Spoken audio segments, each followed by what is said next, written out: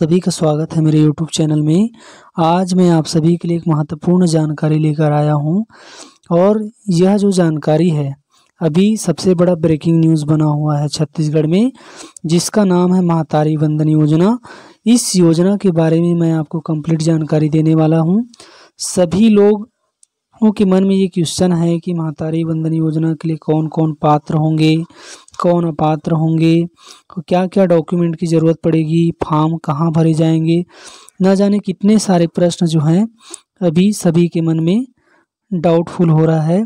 तो इस वीडियो में मैं पूरा कंप्लीट जानकारी देने वाला हूं, तो मेरे वीडियो में शुरू से अंत तक बने रहिए।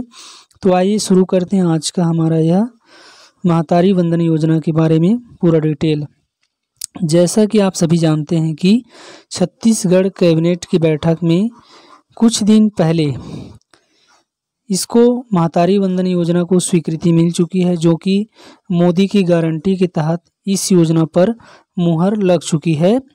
इस योजना के बारे में पूरा डिटेल जानेंगे। सबसे पहले इस योजना का नाम है महातारी वंदन योजना 2024।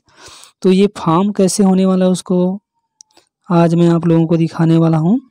जैसे कि इस फॉर्म में देख पा रहे हैं कि ये यहाँ पे आपका फ़ोटो लगना है, स्वसत्यापित फ़ोटो, यानी कि आपका अपना कोई भी फ़ोटो हो, रंगीन फ़ोटो है जिस पर आप अपना नाम लिख के उसको सत्यापित करेंगे। और जैसे यहाँ पे दिया है आवेदक का स्थान, दिनांक और व्यक्तिगत जानकारी। जो आवेदन करने वाली महिला है, विवाहित है तो विवाहित पर टिक करेंगे, विधवा है तो विधवा पर टिक करेंगे, ये यहाँ पे देख पा रहे हैं जैसे कि। और परित्यक्तता, यानी कि कई लोग शादी के बाद उनके पति लोग उनको छोड़ देते हैं, या तलाकशुदा है तो तलाकशुदा लिखेंगे। ये सब कंडीशन हो सकता है। आगे आवेदिका का नाम आधार कार्ड में जैसा लिखा है वैसा लिखना पड़ेगा। पति का नाम, आवेदिका के पिता का नाम और जो आवेदन करने वाली महिला है उसकी डेट ऑफ बर्थ, जन्म तिथि और जन्म तिथि के सत्यापन हेतु आप 10वीं की अंक सूची भी प्रस्तुत कर सकते हैं, या आपका जन्म प्रमाण पत्र या दाखिला खारिज प्रमाण पत्र, ड्राइविंग लाइसेंस, मतदाता परिचय, पैन कार्ड, इनमें से कोई भी एक है ना। यदि आपके पास 10वीं की अंक सूची नहीं है, हो सकता है कोई महिला जो है 10वीं तक पढ़ाई नहीं किए हैं, तो आप पैन कार्ड होगा या मतदाता परिचय पत्र होगा उसको भी पेश कर सकते हैं। अगला 7वां बिंदु है आवेदिका की जाति। आपकी जो जाति है, वर्ग में कौन से वर्ग में आते हैं, अनुसूचित जाति, अगर अनुसूचित जनजाति या अन्य पिछड़ा वर्ग या सामान्य, किस में आते हैं। 8वां पॉइंट है क्या आवेदिका विशेष पिछड़ी जनजाति है।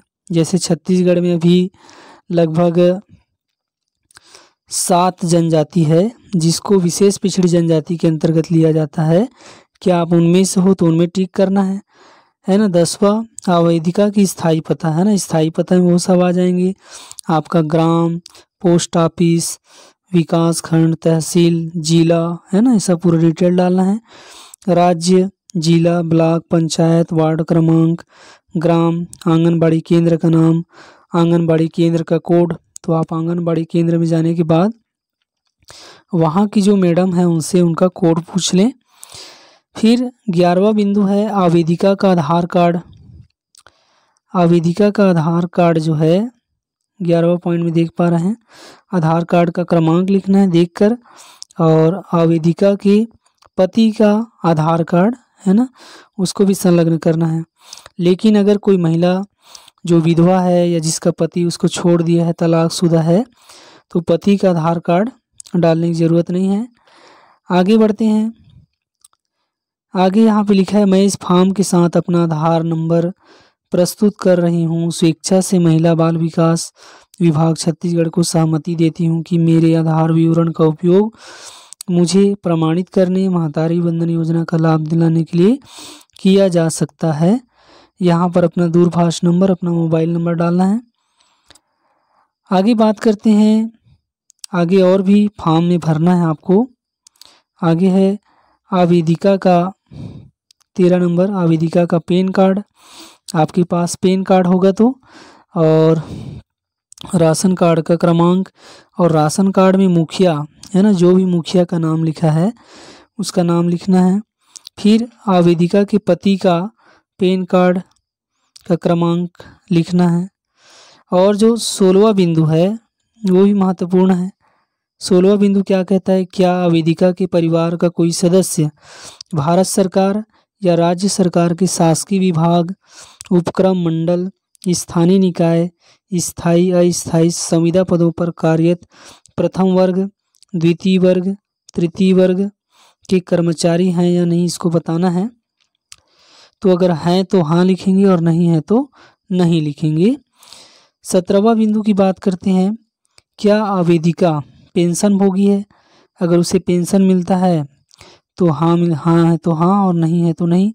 और यदि मिलता है, प्रति माह पेंशन मिलता है तो कितना पेंशन मिलता है राशि डालना पड़ेगा और पेंशन की योजना का नाम डालना पड़ेगा।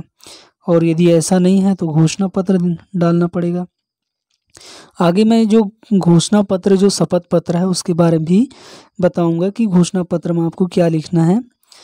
18वां जो बिंदु है वहाँ पे हम देख पा रहे हैं कि अगर भूतपूर्व सांसद की बात हो रही है, अगर आपके परिवार में कोई सांसद विधायक रहे हैं तो उसको भी हाँ या नहीं में बताना है। 19वां बिंदु, क्या आवेदक का परिवार आयकर दाता है ना, यानी कि आपके परिवार में कोई इनकम टैक्स पटाते हैं, है ना, तो उस पर भी हाँ या नहीं डालना है। अगला 20वां पॉइंट, बैंक खाता क्रमांक है ना, आपको उस बैंक खाता का नंबर देना है जो आधार कार्ड से लिंक है, जो मोबाइल नंबर से लिंक है और उसका IFSC कोड रहता है। तो आप जो जानकार आदमी हैं उनसे IFSC कोड पूछकर सही सही भरेंगे तब आपके खाते में पैसा आ पाएगा। आगे बात करते हैं कि आवेदन पत्र के साथ साथ क्या क्या आपको संलग्न करना है, अटैच करना है। तो जैसा कि हम देख पा रहे हैं, आवेदन पत्र के साथ आपको आवेदन पत्र के साथ देखो, जन्म तिथि हेतु संलग्न दस्तावेज, निवास प्रमाण पत्र, राशन कार्ड, आवेदिका का आधार कार्ड, महिला का आधार कार्ड और विवाह प्रमाण पत्र, और विधवा है तो पति का मृत्यु प्रमाण पत्र होगा। फिर महिला का पैन कार्ड, महिला के पति का आधार कार्ड, और अगर तलाकशुदा है तो उसका प्रमाण पत्र, बैंक पासबुक की छाया प्रति। इतना डॉक्यूमेंट आपको जमा करना है साथ में। इसके अलावा नीचे पता लिखना है, महिला अपना हस्ताक्षर करेगी और बदले में आपको यहाँ रसीद मिलेगा, है ना, पावती रसीद, इसको संभाल के रखना है ना। और ये पावती रसीद यदि आप ग्राम पंचायत, आंगनबाड़ी या कहीं से भी फॉर्म भर रहे हैं वहाँ से आपको मिलेगा। पूरा इसको संभाल के रखना है पावती रसीद को। और आगे की जानकारी, शपथ पत्र कैसा होगा उसके बारे में बात करेंगे, तो मेरे वीडियो में शुरू से लास्ट तक बने रहिए, आपको पूरा कंप्लीट जानकारी मिलेगा। शपथ पत्र के बारे में बात करेंगे, इसको भी आपको फिलअप करना है। इसमें मैं मतलब जो महिला जो फॉर्म भर रही है, पति का नाम, वर्तमान पता और स्थायी पता, है ना। तो अगर वर्तमान पता जहाँ पे आप रहते हैं, आपका गांव का नाम, तहसील, जिला, विकास खंड, पूरा कंप्लीट पता डालना है। इसके बाद यहाँ पे शपथ रहेगा, मैं अथवा मेरे परिवार का कोई सदस्य जो है भारत सरकार, राज्य सरकार, किसी भी प्रकार से वो शासकीय नौकरी में नहीं होना चाहिए, संविदा नहीं होना चाहिए, द्वितीय या तृतीय वर्ग के कर्मचारी नहीं होना चाहिए, है ना। अगर वो प्राइवेट है, प्राइवेट काम कर रहा है तो वो पात्र हो सकते हैं ना। इसके अलावा शपथ पत्र में ये भी बताना है कि आपके परिवार में कोई विधायक, सांसद, ये सब नहीं होना चाहिए। इसके अलावा आगे बताना है, मेरे पति का व्यवसाय, कार्य, कृषि कार्य करते हैं तो कृषि कार्य। साथ ही इसमें कुल वार्षिक आय भी बताना है ना, कि आपका सालाना इनकम कितना है उसको भी बताना है। और ज़्यादा इनकम डालोगे तो आप अपात्र हो जाओगे, है ना, इस प्रकार से। और यहाँ पे अपना साइन करना है, आवेदिका के हस्ताक्षर यहाँ पे जैसा कि आप देख पा रहे हैं, यहाँ पर आपको साइन करना है महिला को। और इसमें आपको शपथ पत्र में पूरा प्रस्तुत करना है कि अगर मेरे द्वारा दी गई जानकारी जो है गलत पाई जाती है तो स्वतः निरस्त हो जाएगी, है ना, इस योजना का लाभ आपको नहीं मिल पाएगा। और इसके लिए अगर कोई कार्यवाही होती है तो मैं स्वयं जिम्मेदार रहूँगी, है ना। तो इस प्रकार से यहाँ पर आपके हस्ताक्षर रहेंगे, यहाँ पर आपकी गवाह का हस्ताक्षर रहेंगे, एक आध कोई आदमी रहेंगे, उसको गवाह के रूप में आपको साइन कराना पड़ेगा। तो ये हो गया आपका शपथ पत्र, है ना। और कई लोगों के मन में शंका है कि अगर हमारे पास विवाह प्रमाण पत्र नहीं है तो उसके लिए भी सरकार ने अभी कुछ दिन पहले एक नोटिस जारी की थी, उसको भी मैं आपको दिखाना चाहता हूँ। तो जैसे कि हम लोग बात कर रहे थे कि कई महिलाओं का प्रश्न है कि विवाह प्रमाण पत्र अगर हमारे पास नहीं है तो क्या करें। तो लोक शिक्षण संचालनालय महिला एवं बाल विकास से ये आदेश जारी हुआ है कि अगर आपके पास डॉक्यूमेंट नहीं है विवाह प्रमाण पत्र, तो उसकी जगह पे आप जो है देख पा रहे हैं विवाह प्रमाण पत्र या राशन कार्ड या आधार कार्ड या मतदाता परिचय पत्र, है ना, ये सब प्रस्तुत कर सकते हैं। और यदि उपरोक्त यदि कोई भी दस्तावेज उपलब्ध नहीं है तो विवाहित महिला द्वारा स्वघोषणा शपथ प्रस्तुत किया जा सकता है ना। मतलब विवाह प्रमाण पत्र नहीं है तो आप क्या कर सकते हैं, घोषणा पत्र में लिख के आप दे सकते हैं कि मेरे पास विवाह प्रमाण पत्र नहीं है, गुम गया है ना, या राशन कार्ड वगैरह प्रस्तुत कर सकते हैं, ऐसा कहा गया है। तो आज का यह वीडियो आप सभी को कैसे लगा कमेंट में ज़रूर बताएं, और ऐसे वीडियो देखने के लिए मेरे चैनल को लाइक शेयर सब्सक्राइब करना ना भूलें। आप सभी का धन्यवाद।